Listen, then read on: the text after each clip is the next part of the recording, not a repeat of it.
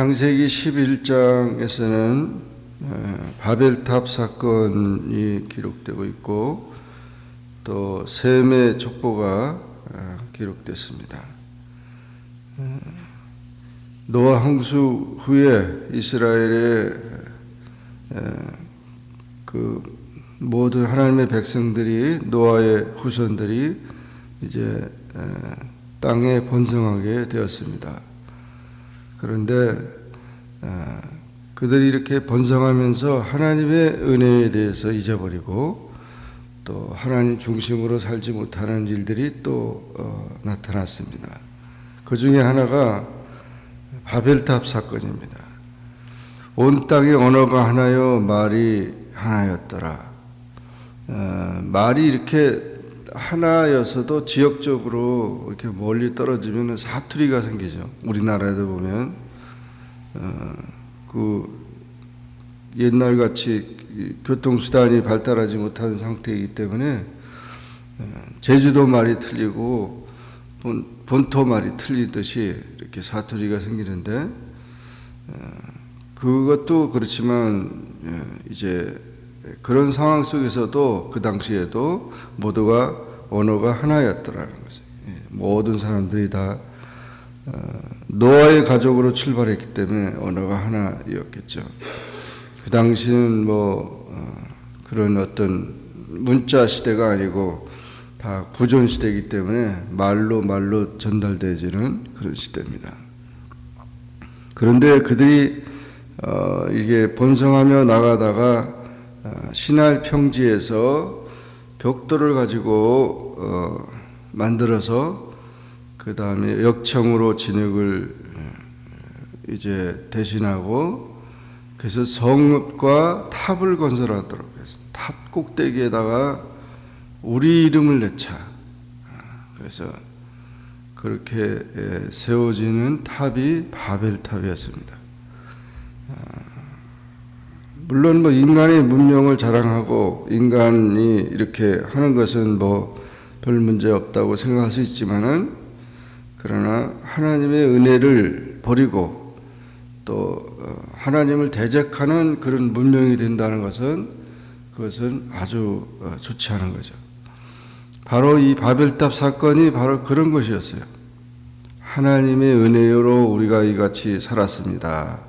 또 하나님께서 축복하셨습니다. 이런 그런 감사의 표시가 아니고 인간의 위대성을 찬양하는 그런 우상 같은 그런 일들이 생긴 것입니다. 그래서 그들이 높은 바벨탑을 쌓다가 결국 하나님의 심판을 받게 됩니다. 하나님께서 이들이 이렇게 언어가 하나이므로 이렇게 이런 엉뚱한 짓을 하는구나. 그래서 결국 언어가 혼잡하게 돼서 이때 이후로 사람의 언어가 세계에 많이 달라지게 됐습니다. 지금까지 그 언어가 달라진 것은 우리가 다 알 수 있는 증거가 되죠. 그래서 이와 같이 바벨탑 사건은 인간의 교만, 결국 인본주의로 나가는 그런 사람들의 지혜라든지 사람의 문명이라든지 인간이 이루는 그런 것을 자랑하다가 결국 교만하다가 이렇게 하나님의 진노를 받았다는 것입니다. 하나님이 가장 싫어하는 것은 교만입니다.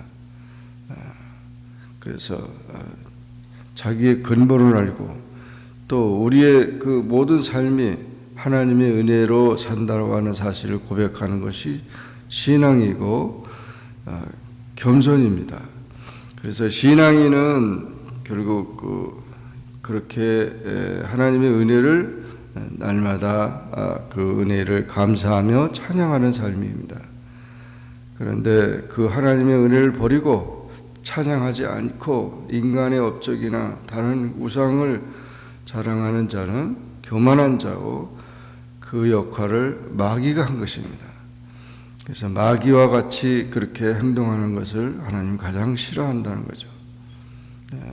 그래서 언제든지 우리는 참 하나님의 은혜를 알고 겸손한 가운데서 주님의 은혜 속에서 이렇게 살아가야 된다는 것을 가르쳐주고 있습니다. 오늘까지 우리가 살게 된 것도 또 앞으로도 그렇고 모든 우리의 삶 속에서 하나님의 은혜가 아닌 것이 없고 하나님의 도우심이 아닌 것이 없습니다. 늘 하나님을 찬양하며 감사하는 그런 우리 신앙인이 되어야 된다는 것입니다. 10절 이하에서는 셈의 족보가 기록됐습니다. 셈의 족보가 쭉 이렇게 홍수 후에 자녀를 낳은 것에 대해서 기록되어 있고, 그리고 이어서 데라의 후손들이 기록되는데, 이 데라 70세에 아브라함과 나홀과 하란을 낳았더라. 그래서 이 아브라함의 이야기가 처음 이제 등장하게 되죠.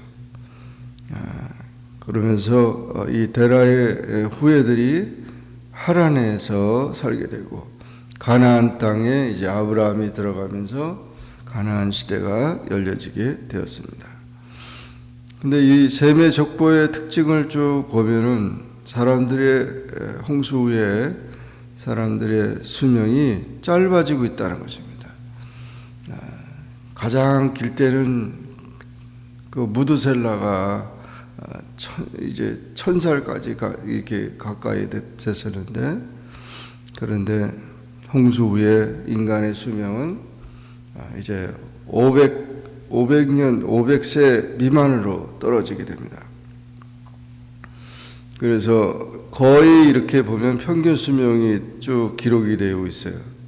그러다가 바벨탑 사건, 이 바벨탑 사건 이후에 거기서 또 반으로 줄어듭니다. 거기서는 거의 250년 그 밑으로 떨어져요. 지금 시대는 어떻게 됩니까? 거의 100세가 되잖아요. 100세 수준에 뭐 조금 더 오래 사는 분이 있고 밑에 사람. 인간의 수명이 자꾸 이렇게 짧아지고 있다는 거죠.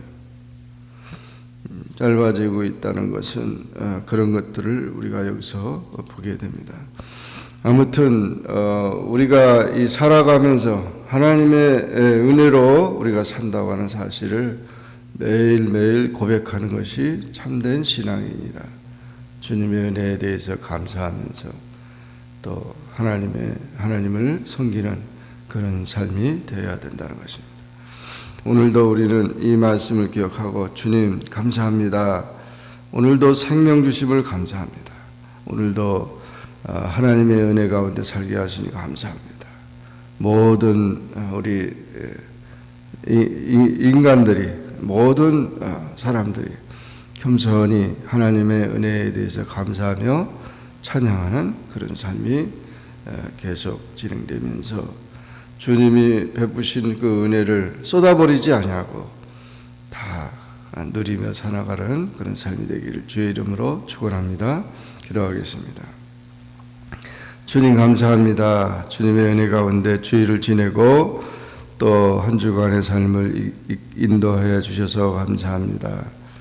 오늘 창세기 11장의 말씀을 통하여 바벨탑 사건으로 인해 인간이 교만하고 자기 이름을 높이다가 자기 문명을 자랑하다가 결국 하나님의 심판으로 언어가 달라지는 그런 심판을 받았습니다.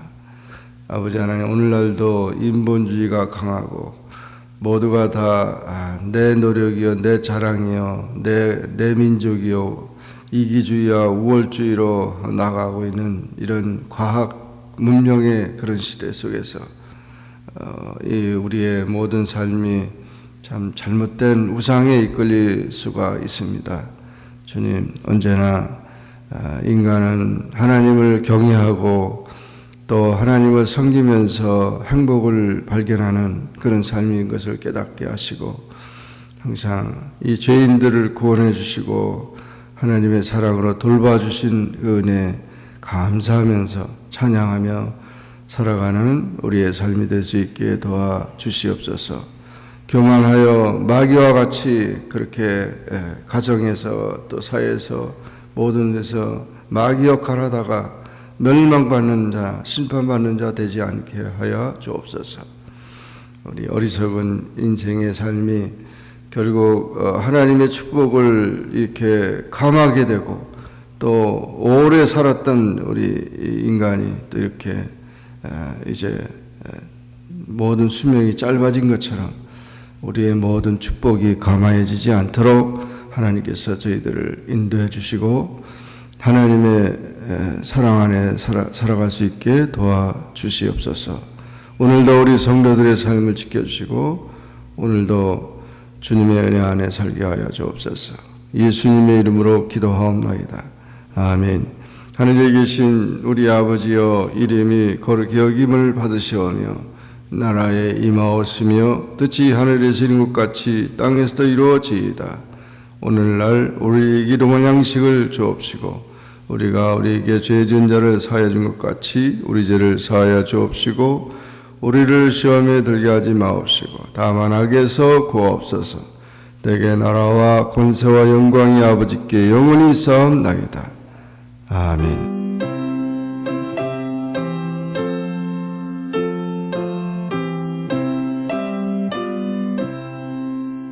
십자가 돈병 들어 주 위에 일어나 기도